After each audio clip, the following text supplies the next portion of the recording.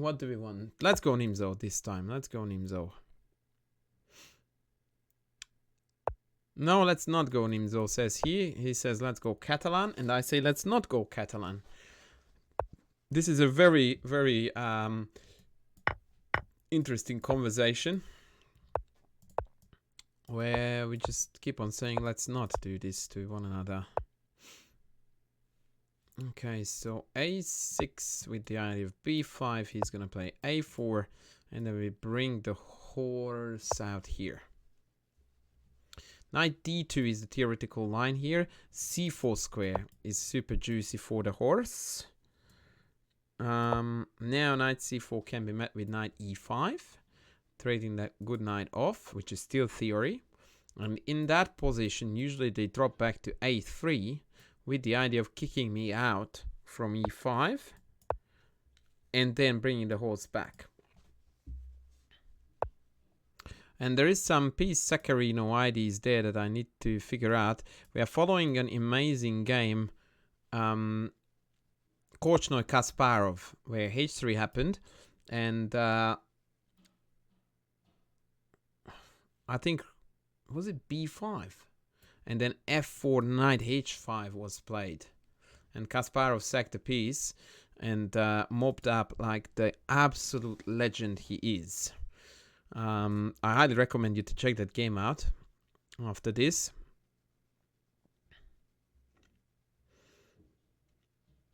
It's an incredibly instructive game by Kasparov. Pretty much like every single thing he has done or played ever. I'm just thinking now, f4, knight g4, e4. Is that a worry? b5, h3, b4. Oh boy. Well, let's go. Let's go, baby. e4 is forced now, otherwise I go in and that's just GG. Maybe knight c4.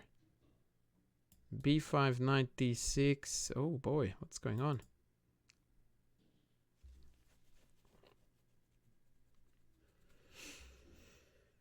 I'm not sure. What do I do against this fox again?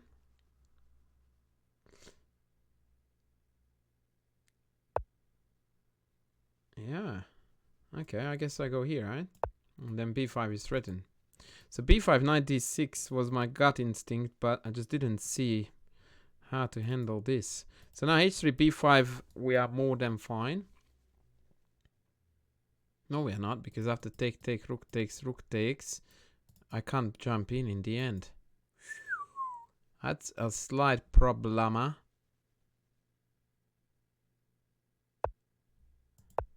Okay, oh boy, there's so much that is just going above my head in this game. So take, rook takes. Luckily, the knight has nowhere to go back to.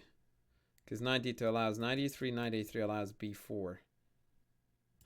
Oh, what a game, dudes. What a game. Okay, so actually we are all good. I was wrong.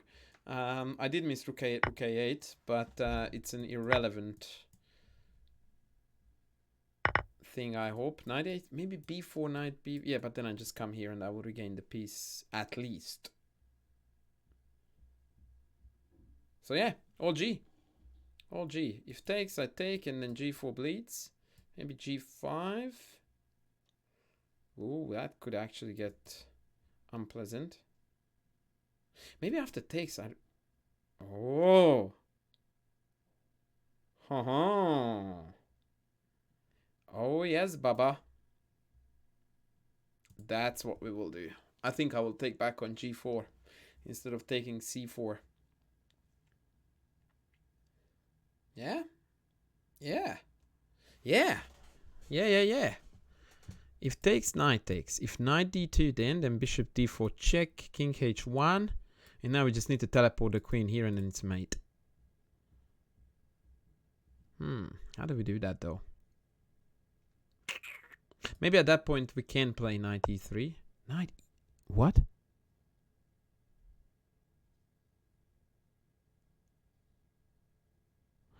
Wow, well, this kid can't be accused of not being creative on his own right too.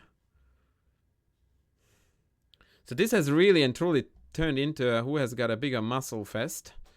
For a want of a better way to describe this. So take d6, queen a7. Take, bishop takes c4, check. e3. Oh my god, man, like what? This is insanity.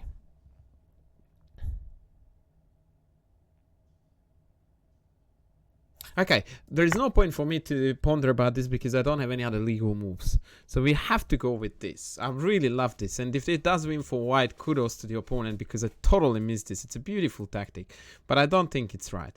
So here takes g4. Or takes an a8 first. I don't know. But then c4 check, e3, knight e3. I will have too many pieces on the king side, I reckon. So let's go with... and I shouldn't even take this for granted, but it just makes so much sense to me to go on to this. I mean, I would either go here or here. And I don't see any benefits of going here over going here. And this one allows me to retake the bishop if need be. So now if he takes g4, then I have a choice.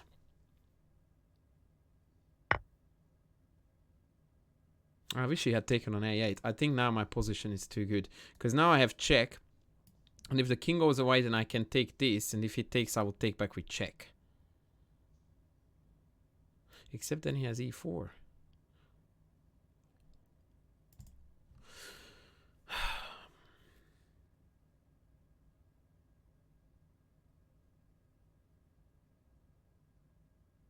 I mean, it has to be good for me. c4 check, king here. Even if nothing else, I'll play rook e8.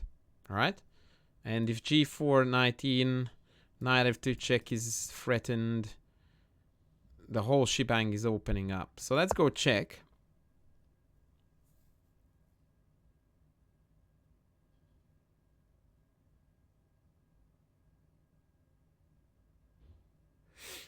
This is hugely fascinating. Now he can't play e3 because then I take this with the tempo. And that's hurting a bit, although...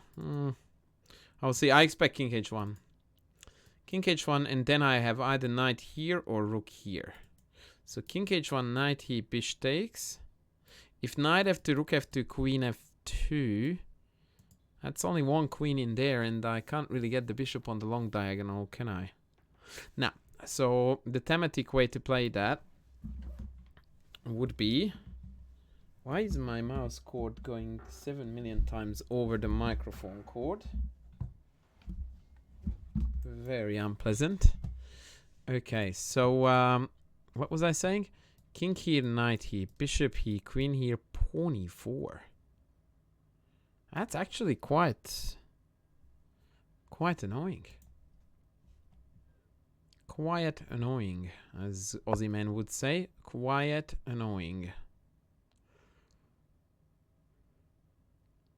The big problem is that I wholeheartedly think that rook e8 is just simply winning for me. And so I do that. I feel lame though. I really wanted to sack that rook. But I just couldn't figure out a way to do it. Now this is really bleeding. And if he pushes after knight g4, knight f2, knight e3, both incoming. I think. Yeah, nah, that should be too good for me. Yeah, this looks good, but boy, that was interesting to say the least. With this knight e5 sortie, like what a move, man. Knight e5. I don't think it was sound, but it was pretty nonetheless. Okay, so what does he do against knight f2 now? Like he can ignore it, but I don't really think he has enough here. Like after knight takes, queen takes, he has a knight check. And that's all she wrote. Ain't gonna cut it. So he needs to attend to this. If he plays queen e1, do we take this to open up this business and this business? No, I'm really inclined to go knight e3 then. I want to grab one of his bishops. Bishop takes, queen takes, walks into knight d5 though, real hardcore.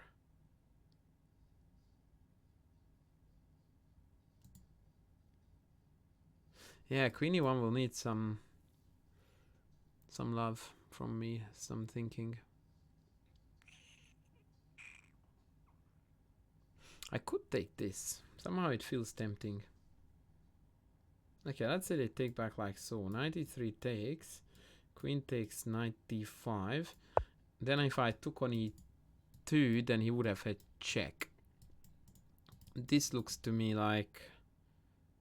What? Why can't I just take this and game over?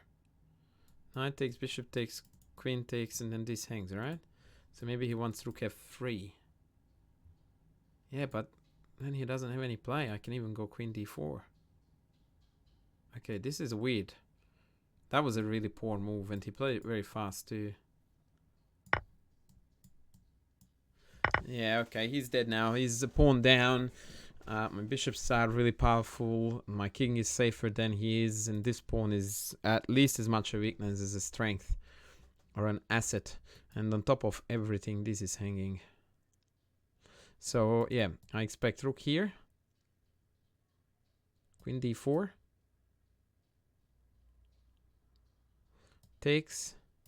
Queen takes, knight takes, bishop takes e5. Hangs this. Knight is rubbish. Pawn structure. Yeah, game.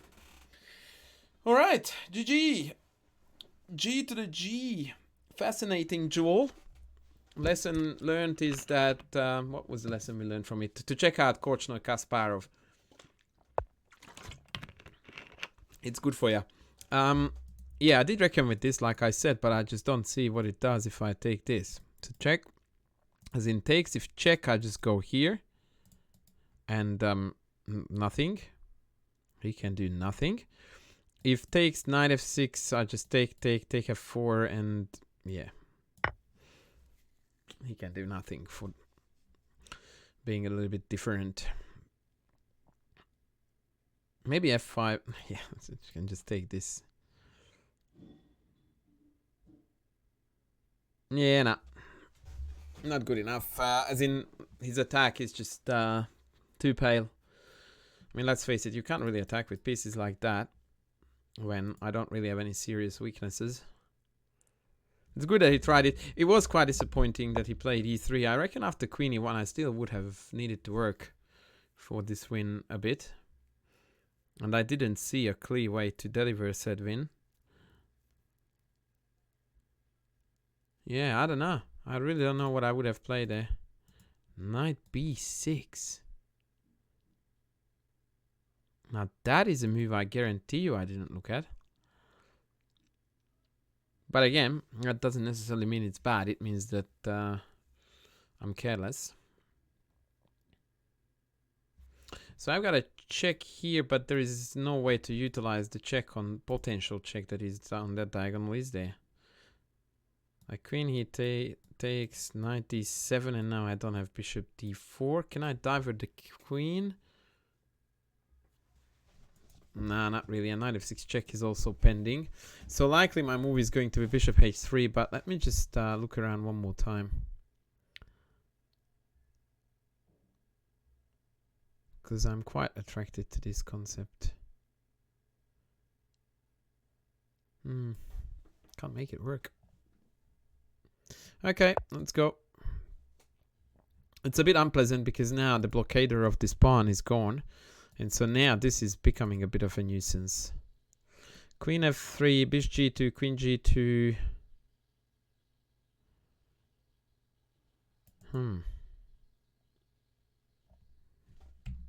Did I have bishop? No, I did not. Okay, queen f3.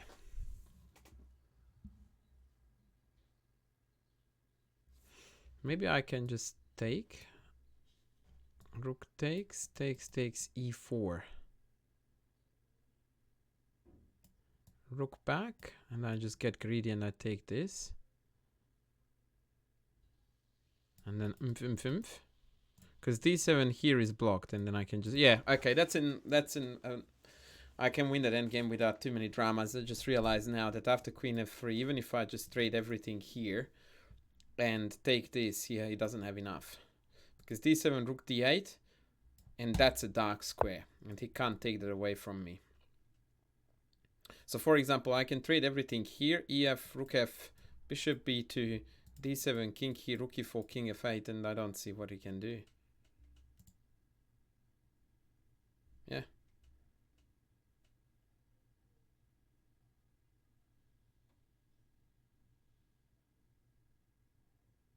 Okay, let's do that.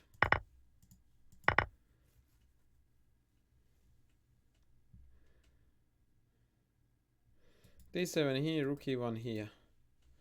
And there's no way to penetrate and exploit the power of the pawn.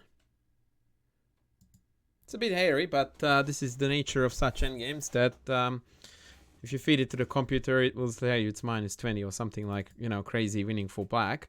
But you have to check. That's why a computer is always having an unfair edge on us, because they don't have feelings. For them, this is not a source of danger. It's just a part of a mathematical equation.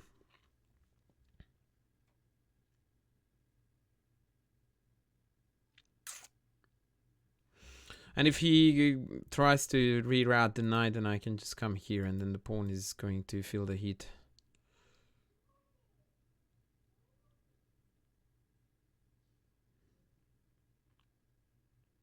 Yeah, he's going to resign.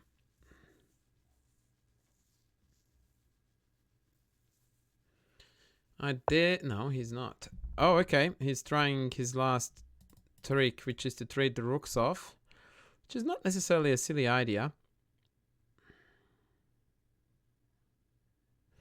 So bishop takes rook a8, or rather d7 actually. Huh, that's cool. I like that. I do like that. I guess I need to go here. Okay, rook takes king here.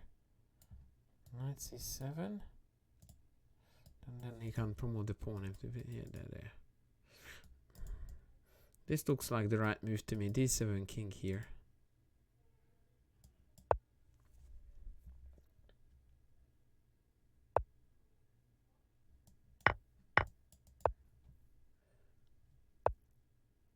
Yeah, so now he's not threatening because of king e7, so I can just hunt the pawn. GG. Actually, why did I not take this? Okay, because I'm not very smart, that's why. I could have just taken that, and now I would be running in already. That's another clever touch. I like that. But yeah, it's a bit too late to the party.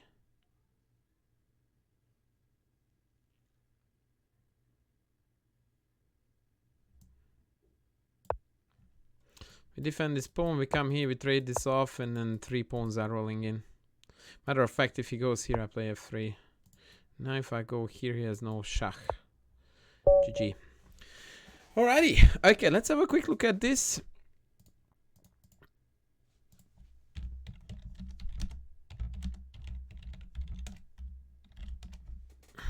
Let's have a look at this.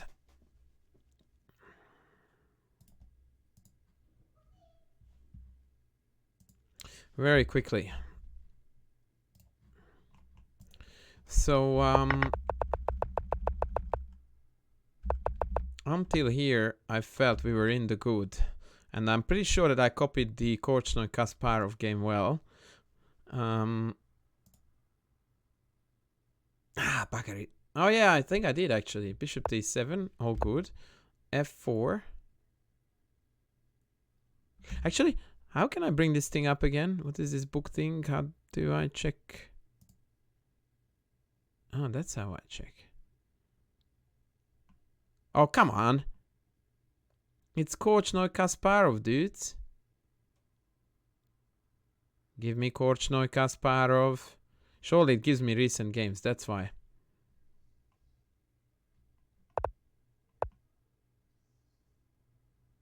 Okay, h3.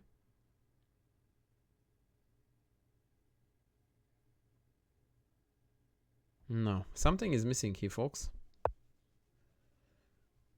But anyway, let's go. So we did, I think, everything more or less right. Okay, not bad. B5, good. Trade, good.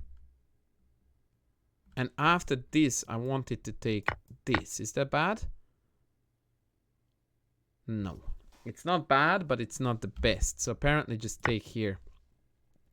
And after here, E3, I just swing back. And that's cool beans. Okay, that's fair. He went total crazy with knight e5, which was best captured. Queen a7 best.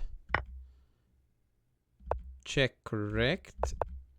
And rook e8 correct. How many mistakes did I make? Oh! One inaccuracy the whole game. Brother. Take that. E3 I told you was real bad. And queen e1 is computer's favorite move. I'm proud of myself. Oh no, queen d2 now. Bugger. Actually, yeah, that's better. Now you can see the analysis. Yeah, queen d2 is narrowly better than queen e1. And that was a game-losing mistake. What was best here? Bishop e6 was better than bishop h3. Okay. And here I made a dumb mistake by not taking b2. I knew that right away. Yeah, that was silly, but whatever.